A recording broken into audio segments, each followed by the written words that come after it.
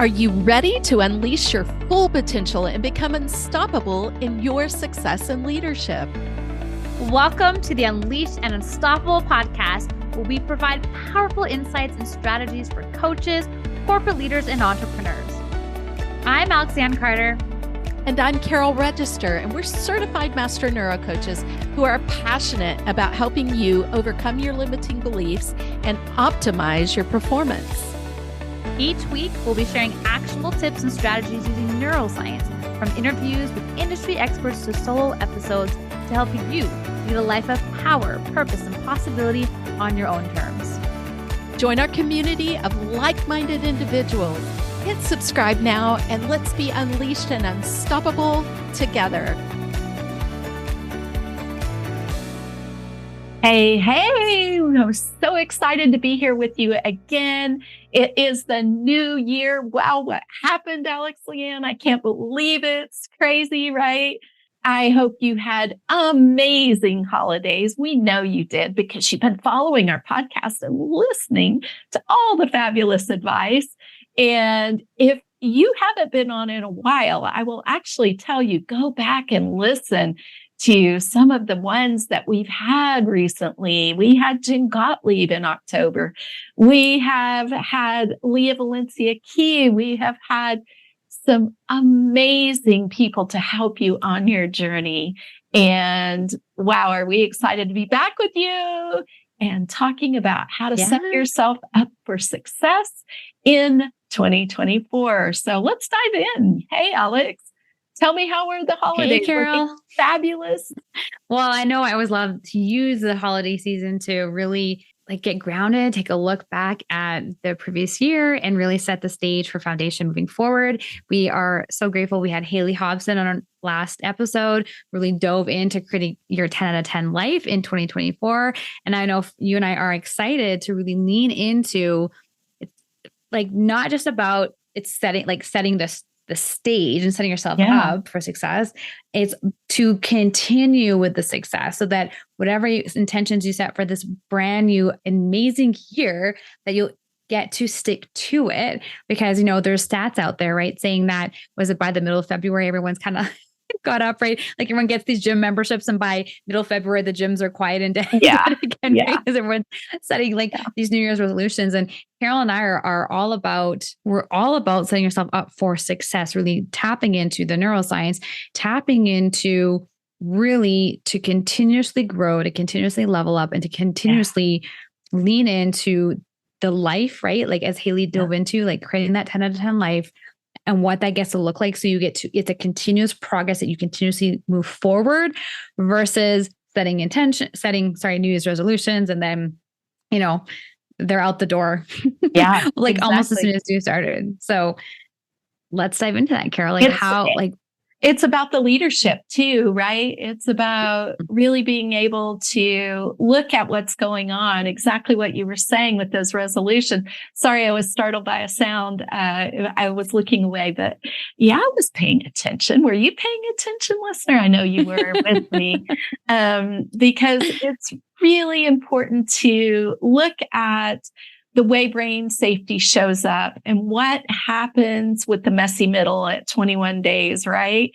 Or around that period, on the way and after that period. And we're going to just dive in and remind you of some of these things we've shared with you about what's going on and how to use neuroplasticity to your advantage, how to put your beautiful brain to work for you, because our brains aren't wired in for success. They're wired in for safety and comfort. However, when we learn to put them to work for us, when we work with our brains, we can start to reprogram and rewire things where we normally would be staying stuck, or, if it was like me beating myself up, why is this happening yet again? Now, when new areas come up, or even when old neural networks come up, I'm able to say, oh, here's what's happening. Here's my process. Here's the result that I'm creating. Already giving thanks for it ahead of time, which we've also talked about, right? So when we are diving into this reprogramming work that we're doing, and, we're halfway through, we're thinking we're made progress, we're excited. I love the story of you've lost the 10 pounds at 21 days. You're excited. You think, wow, I've got a new habit created. Everybody tells me about this at 21 days. And you fall apart then in week 4 or 5. Why is it happening? Well, we're going to talk about that. We're going to talk about the limiting beliefs that come up, why that seems to be the time when the self-doubt and the fear arise and the imposter syndrome arise with a flourish at times, right, Alex, Lianne? Oh, exactly. And it's part of the journey. It's part of the process. A big thing for myself, what I realized was a couple of years ago, I was planning for starting the year off with this goal achievement workshop that I was putting together. And it hit me in that moment that as I was reviewing my previous year, which is why we really invite you to look at what you created in 2023, that I had set out some goals. I'd set some intentions back in January. And by the end of the year, they came to fruition. Yeah. Now, as high achievers, we are often, this is a lot of times why goal setting doesn't really work, because we're like, okay, here's the first quarter, here are my goals. And then I set these goals and then I don't achieve them. And then I set new goals. And then you start to see these pattern of, oh, I'm not achieving my goals, or you're not achieving them in the time frame that you want to achieve them. Or you're noticing that life happens. And what happens when you're noticing that you're maybe not achieving it the way that you thought it was going to be achieved, or you find yourself even burning out because you're a high achiever, you set a goal and you totally achieve it, but you burn yourself out in the process to do it, is that you're not setting yourself up for success, right? Right. It's an all or nothing sometimes kind of mentality. There's a lot of pressure that you put on yourself. There's a lot of there's a lot of tying to your identity. Like, what does it mean about you if you don't achieve those goals?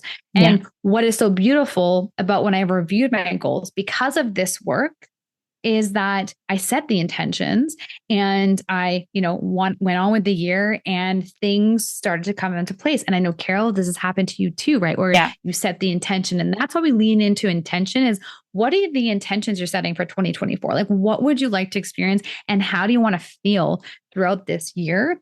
And then look at what are some of those things that could look like, and that's why I love what Haley dove into, your 10 out of 10 life, because you're looking at all your areas of your life and what are the intentions you want to set forth, and then leaning into the possibility of what that gets to look like. A lot of times too, is that it revolves creating that new muscle, right? As you mentioned, Carol, you talked about the 21 days. This is why, 21 day building a habit in 21 days is a myth, because yes, it might seem that way, but as we know, with our brain, when it comes to replacing an old habit, erasing an old habit, you're taking a new habit of 21 days to replace something that's probably been in place for, who knows, could be 21 years, right? Yeah. And so it takes a little bit longer than 21 days.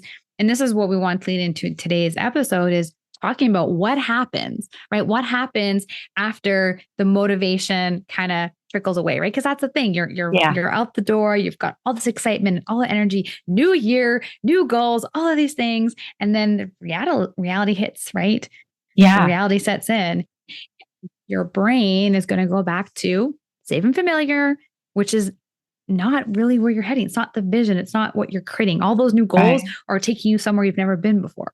That's right. Just wants to keep you right back in safety zone, right? Yeah. It's super interesting too that, for those of you who are not watching on YouTube, if you put your two pointer fingers together, and just point out away from yourself, those are and put them together side by side. And those, if you look at those as neural networks, here's what's going on at 21 days. You've lost that 10 pounds.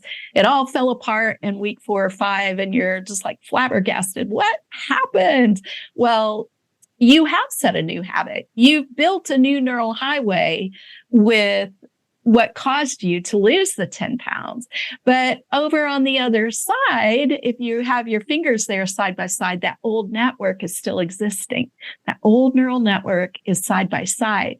So what happens beyond 21 days as you work with a mentor and a guide and you continue this work is that old network then begins to be starved of glucose. It gets shaky and shakier and weak. And finally, it snaps away. And this is called synaptic pruning in science, while the new network is being reinforced, and it's getting stronger. This takes an average of 67 days, we can see on brain mapping, and it's individual to everybody because it depends on what your experiences are, what your past has been, and how strong the neural network that you are getting to remove is, right? No need to, we get to because we want to, we desire to, right?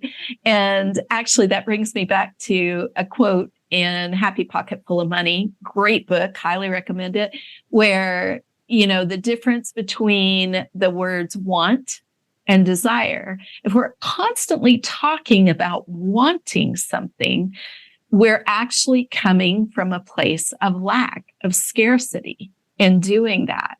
So we're working here with the neuroscience, with the habits and the patterns, and to really set ourselves up for success. And this gets so exciting. There's even a couple of more things, but I'll turn it back over to you, Alex, because I know this is a big part of the work you've been diving into recently.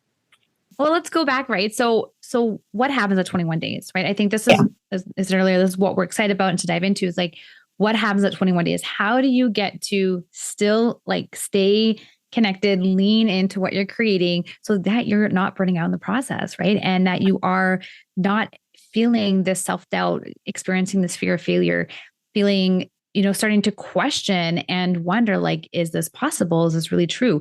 Because that's really what your brain's going to do. And this is why we often see people that we don't work with, they fall back to the old habits. And we're all about helping you stay true to the new habit, the new beliefs, the new thoughts to create what you get to create on the other side of that. And so this is where we lean into cognitive dissonance. Now, again, if you're not looking, you're not seeing as you'll see, I'm doing kind of it's a bit of a teeter-totter game because what happens between, and again, it's roughly right day 21, day 20 to roughly day 40. We would call it the messy middle. To get to the miracle on the other side of that is that you're experiencing, right, your old thought patterns, right?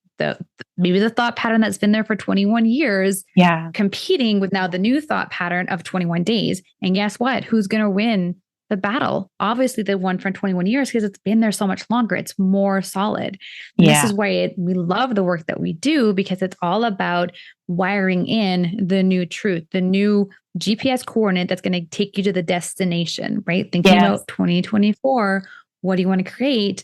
This is why it's so important to lean into the resistance, lean into what you're experiencing, which is that cognitive dissonance. It's the battle between the old thought pattern that's no longer serving you and the new thought pattern that's taking you where you want to go. When you can acknowledge that and identify that and say, okay, I'm just experiencing cognitive dissonance and my brain is trying to keep me safe. It's trying to take me back to safety and where I want to go is unfamiliar. You get to lean into what that unfamiliarity is, which is usually your goals and your vision and what you want to create, what you want to experience, and just remind yourself that this is normal. This is completely normal. First of all, your brain is doing its job to keep you safe, and where the safety is not where you want to be. Right. Now, when you can lean into that and acknowledge that, it really does help release some of the pressure that a lot of times we experience because of this, this has to be done, and leaning into possibility, leaning into the committed action where you're embracing some of the resistance, embracing what you're experiencing. And that's where, we joke and call it quote unquote, the messy middle that will get you to the miracle on the other side of that, because learning is messy, right? Yeah. When you think about our life, and Carol, I'd love for you to share some things that come to mind for you, like first things that you're experiencing. Sorry, the first time you experience something new, right? I mean, before we recorded, I talked about like learning to walk, learning to ride a bike, learning to drive. Like, think about these moments in your life, leader, and think about what you've experienced. Like, honestly, like the first time you tried something, was it perfect? Was it excellent? Like, did you do it without experiencing something? Of course not. There's right. Every breakdown creates a breakthrough. It's part of the process and the journey and the learning. When you can lean into that and be reminded of these milestones in your life, that on the other side of that messiness became the miracle, became the outcome, became what you wanted to create. It just really helps you release that pressure that a lot of times that we are facing, because let's be honest, we're high achievers, right? We wanted things done yesterday, right? We really do. And when we set goals, we want to achieve them. Yes. And it's not to say that you aren't moving progress and moving forward. But another thing that I've learned a lot is that a lot of times we hold so much to how things need to look. And you see how I use the word need there? There's a lot of this pressure of the should be, could be, have to be. And when we can let go of that and really embrace the journey, embrace the messiness, have fun with it, it's amazing and magical what gets to be created on the other side of that. But it's being connected and staying true to that vision, what you're creating, and really, if I keep the word embracing. I mean, it just keeps coming, embracing and staying true to the vision, what you're creating, how you want to feel, what's on the other side of all of this for you, and that it's just part of the process, part of the journey, and it does get to be fun. Yes, we get to have fun through this process, right? There's so much value in what you've shared with us. And I want to key in on being able to recognize and to embrace and recognize that this is temporary. The resistance is temporary, and reframing it again, rewriting our stories to be able to see this as a miraculous middle leading to the magic and the miracles, right? In this process, I know for me, it's been really key to create space for myself to be able to process these things, to recognize what's going on. I am in high discomfort quite often in my life because leader and high achiever and Alex, we are in the process of up-leveling and growing. And that's where my resistance comes in, because my brain wants to keep me safe, just like yours does. Why do I have a knot in my stomach? What is going up? Oh no, I'm back in the loop. I'm stuck in fear, in the negativity. This is the cognitive dissonance. But when you begin to take space and see that it is 80% about what you're believing, thinking and feeling equals beliefs, and 20% about the strategies and the actions, then it gives you time to go, oh, here's what's going on. I'm in resistance. Okay, I'm uncomfortable for a reason. I'm going to embrace this discomfort. I'm going to celebrate it. And in fact, man, I wasn't recognizing the resistance. I'm in serious breakdown right now. I'm going to celebrate that, because that means I'm growing. That means I'm on the way. I'm right there at breakthrough. And that's when it gets exciting. For me, a part of my story, Alex and Lianne and I talk about burnout. It was being busy rather than being productive. If I could just be busy. And really what I was doing was I was trying to outpace my discomfort, my pain. And I wasn't seeing that the fear I was experiencing was putting me into a very controlling mode where I started to micromanage things rather than to get to releasing the outcome, setting the intention. And I love love to set a theme word for my year. It's made a big difference in my years. Yeah. And it's just something that's there in my intention, working in the back of my brain. My brain hears that, goes to work for me, and those things come about. So I'm very specific about the theme words that I choose and why I choose them. And it's kind of like a little miraculous step, right? But talk to us about releasing the outcome. Oh, go ahead. Well, I just wanted to lean back into the theme word, right? I mean, my theme word for 2023 was simplicity. And I love this theme word because our brains like to overcomplicate things. As Carol just shared, right? Like she found herself she was busy, but busy doesn't necessarily equate to being productive, right? And so you can be busy all day long. It doesn't mean that you're moving the needle forward on the most important things that are going to move you towards creating the vision that you set forth for yourself, right? And I know I was extremely guilty about this too. I mean, everyone always said, "Oh, you're such a hard worker," and it showed that I was busy and hardworking. But when it came down to sometimes some of the projects that I got to work on, I attached so much of my worth and identity and what other people would think about me. I would procrastinate and I get caught in it needing to be perfect.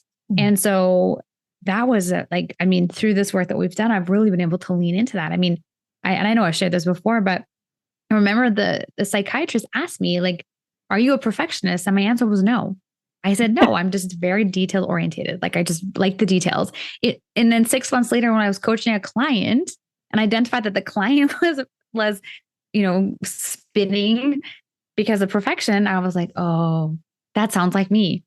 Yeah. So it took me I think it was like a year and a half of doing this work. And I was a certified coach at this point. We've been studying procrastination and perfectionism, and I still didn't see it. Like, this is what's so cool about the work that we do, right? Our brains, we have so many blind spots that we have a hard time seeing.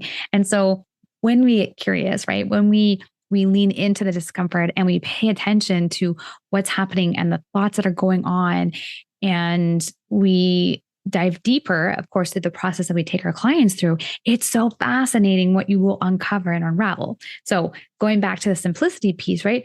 Our brains like to overcomplicate things. So leaning into simplicity in 2023 was, I find, such a gift, because I would just ask myself, what does this get to look like to be simple? Yeah. And when you can be simple, you can break things down into so much steps that are so much easier to tackle. And then you can tackle them one at a time. And then you are productive because you're moving things forward. You stay focused, and and it creates this alignment, right? Because you know exactly what you're staying focused on. Yeah. We know a lot of times high achievers, we get distracted, right? The shiny object syndrome, there's all of the things going on. The word simplicity to me really helped get away with all of that. And it really helped me stay true to my word and what I was set out to create. And so I just wanted to loop back there, because as you're listening to this and you really think about what 2024 gets to look like for you, lean into a word that's going to set you up for success in that. So I love that, Carol, and the power of that, the power of simplicity, the power of that word, that intention for 2024. It can be such a game changer when you are showing up, when you're taking action, when you feel uncomfortable, and when you check in with yourself for what's important to you. So the way you brought up that there are multiple different ways that our brain safety can show up, for perfectionism, procrastination, the imposter syndrome, the self-doubt, fear, the scarcity. It's not meant for me. Not overwhelm. I'm not deserving. I mean, it can show up in so many different ways, but our brains are really wired to protect our automated system, to protect that subconscious, where these neural networks of limiting beliefs are housed without our awareness. And we've talked a lot about this in past episodes. It's really good to know that, you may be all of a sudden not sleeping at night, or, have a craving for sugar or salt, or, whatever it may be. You may be really lagging on your self-care. You may be experiencing odd dreams or headaches. Our brains go, and this is not to put you in high alert. It's to, if this happens for some people, does not happen for other people. This resonates with you, though, I think it's important that we touch on this, because we are talking about starting the process of rewiring your brain, setting yourself up for success in 2023, in 2024, by removing our limiting beliefs and rewiring them. And what happens in the process along the way, that messy middle, that area, 21 days, where those old, powerful, potentially 21-year networks still exist. We know that, what is it, Alex? They say over 90% of our limiting beliefs are actually wired in by the time we're 8 years old. And, we're still using those coping mechanisms that served us for a time, or that we absorbed from those around us as adults, and they're no longer moving us forward and working for us. So being able to understand the process so that you are setting yourself up for success for this new year, including your theme word. Mine was leverage last year.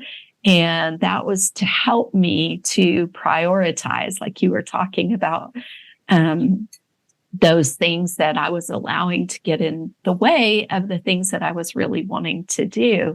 Well, instead, how could I multiply things for myself? How could I advance things forward? And I can think of numerous examples, and I can see the process is still growing towards, 2024. And I'm excited about my new theme word, which I haven't completely settled on yet. So feel free to share when you have yours. I will share mine, and I know you will, Alex. But yeah, let's really step into setting ourselves up for the success, for creating and manifesting the life that we desire in 2024. Mm-hmm. And just looping back, Carol, before we wrap up here, you asked me about what does it look like to let go of what it gets to look like. And the two words that come to mind, and I think we get to do another episode on this to dive in this a little bit deeper, but it's trust and surrender. Mm-hmm. Trust and surrender. To let go of that, to set the intention and let go of the outcome. Yeah. I love that. Yeah. Setting the intention and let go of the outcome. And we definitely will unpack this a little bit more in another episode. But something that I know just has helped me is when we think a lot of time, like physically, I know for myself, I find myself tense, a lot of times when looking at the outcome. I honestly, actually, those of you that are watching, I actually make a fist with my hands and I let go and I just say, trust and surrender. When I know that I'm getting in my head and I'm overthinking, and I notice I'm getting up in my head and like all the negative thoughts are coming through and flushing through. We talked about this in that not long ago about the bless and release piece, right? Just blessing, releasing, and I just say, like, I get to trust and surrender here. That's the exact words that came to me too, was bless and release when you said trust and surrender. I was like, yeah. Those are muscles. Like, these are muscles that we get to continuously, we talked about the neuroplasticity, right? These are muscles that we can get to continuously practice and implement so that becomes the automatic, because it's not the automatic. Like we've talked about, like, it takes roughly 67 days to create that new neural pathway. And so the conscious awareness, right? Deciding in advance that this is how I'm going to show up, or this is what I'm going to say, or this is how, I'm going to do my fist and let that go. It's really leaning into what that gets to look like for you. And then, Carol, let's make a note and we will come back and do an episode more on trusting and surrendering so we can support you in leaning into that as we as we, embark on 2024. Yeah, I love this.